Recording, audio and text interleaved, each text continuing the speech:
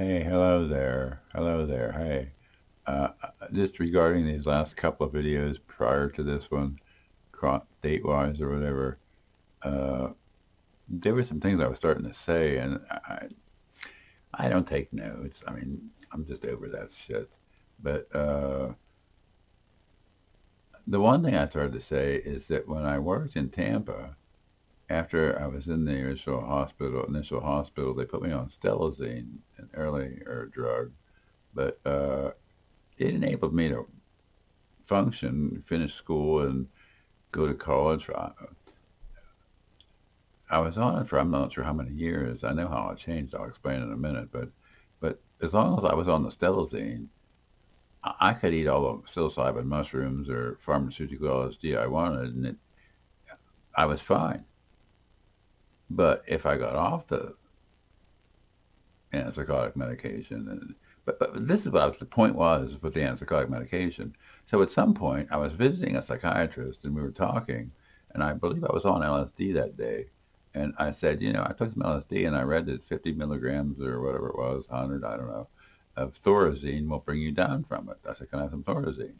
So he started me on so many 100 milligrams of thorazine, but the point was that that drug can be a very dangerous drug, thorazine. And I think the reason it enabled me to function for like a couple of years, working, holding down employment, paying my own bills, never having assistance, and yeah, I paid into that FICA, that withholding thing. I said they explained it to me when I started work what it was for, and I said, well, I hope I never need it, but it'd be nice to be there if I did. The disability and what you all pay into for that. But so well, I paid into it in the '70s in Florida. It was the same then. Minimum wage was $2.15 or 30 cents an hour, man, and you could work all day, and after withholdings, be lucky to come in with $15 in 1976. And so I got this job near the end of '77, and worked at '78, and it was a furniture refinisher job, and I was on Thorazine though. But the point of this is that every day I used to get up in my rented duplex, cinder block duplex up near the University of South Florida, and so then I'd get up and I'd have my morning instant coffee. Yuck! I have to have real perked ever since, but so and then I have my pipe full of pot, and or two or whatever it was. While I was having my coffee, but the point is that it was because of all the pot back in 1970. What would that have been? 77, 78, 79. Uh, you know, because of the profuse amount of pot that I smoked during those years, I think that medically enabled me, now what we know in science, to do away with the side effects of the thorazine and enable me to function actually in combination with it. Combination with it. So, and in those days, they didn't do this drug test shit, man. If you wanted to go out in your car at lunch, they even knew what you were doing, having your pipe full for the afternoon. A lot of people didn't even worry about it. It was no big deal. But so that's one thing I wanted to say was because of all the pot I smoked during those early psychotic years on medication, I was able to work for several, I don't know how many, few years anyway, before it got, the floor fell off the bottom, and it was a hiatus to Ohio real quick to safety with my dad's and stepmother's. And, but then, I got so crazy, man. I mean, on that 1987, that John Lennon shit. Well, I describe it in the book. People who read my In the Grip of Paranoid Schizophrenia say now they understand the illness. They only vaguely understood this or that about it, but from their own college education. But when they read my book, they understand what that illness can and will do to a person, and what goes on in your mind instead of what is really happening around you. It's just crazy, man. But it's a good description of it in the book in the library in Ohio, in the Grip of Paranoid Schizophrenia, third edition otherwise. But so there were some other things I thought from watching those videos I forgot to mention, but I can't think good.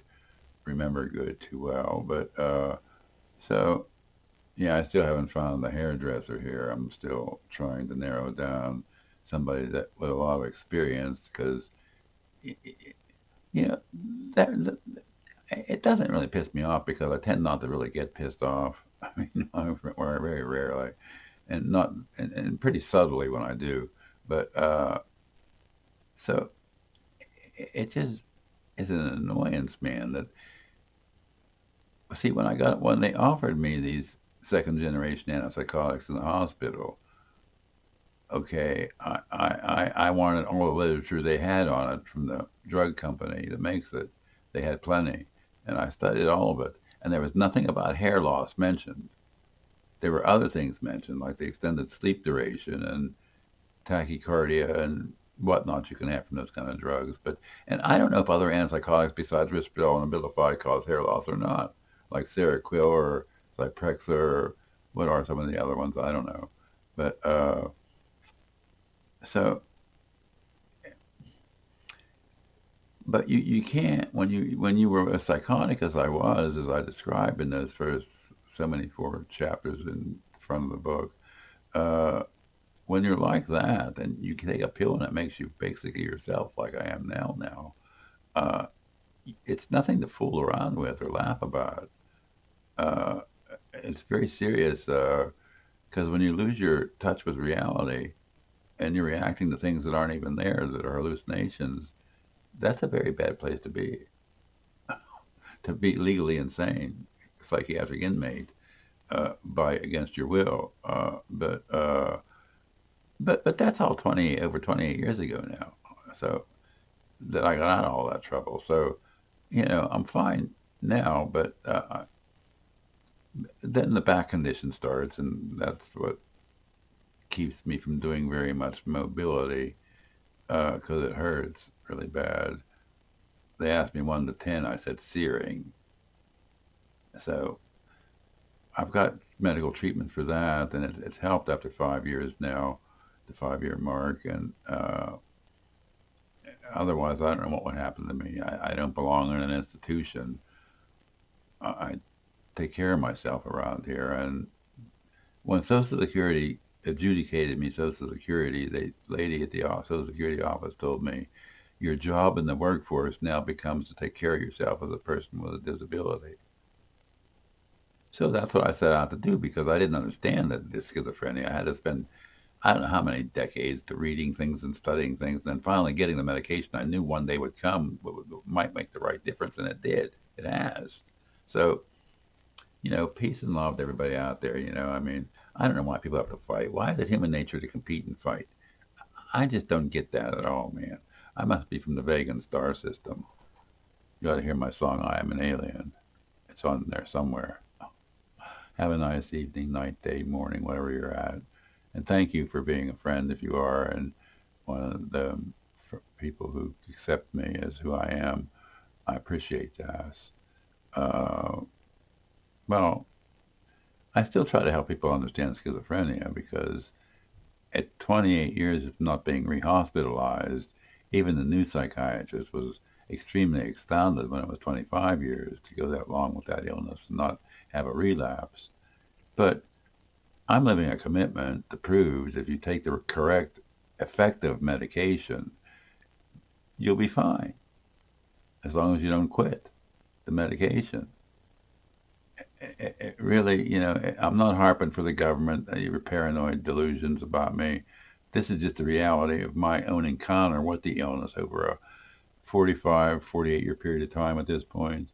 So I try to help, but it's just getting long, so I got to clip it. But however you are, have a wonderful day. And uh, if you're wanting to be friends, I mean, how can we be friends? I never leave the compartment. I need to start going out for walks, but I don't like to do that alone. For having to stop so often, and there is no one. How many people call me friend? Not very many, but I wish I could improve that. Thank you for your help with that. Thank you. Thank you. Bye now. Have a nice day.